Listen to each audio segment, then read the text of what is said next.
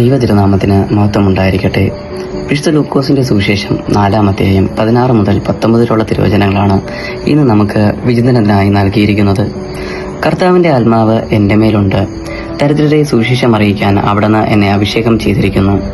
ബന്ധിതർക്ക് മോചനവും, അന്ധർക്ക് കാഴ്ചയും, അടിച്ചമർത്തപ്പെട്ടവർക്ക് സ്വാതന്ത്ര്യവും, കർത്താവിൽ സ്വീകാര്യമായ വത്സരവും പ്രാപിക്കാൻ അവിടുന്ന് എന്നെ അയച്ചിരിക്കുന്നു. ഈ വേദഭാഗം യേശുക്രിസ്തുവിന്റെ രക്ഷാകര പ്രവൃത്തിയുടെ രത്നച്ചുരുക്കമാണെന്ന് പറയാം. താൻ വന്നതിന്റെ ഉദ്ദേശം എന്താണെന്ന് സിനഗോഗിൽ കുടിയിരിക്കുന്നവരോട് അവിടുന്ന് വചനത്തിലൂടെ സംസാരിക്കുകയായിരുന്നു.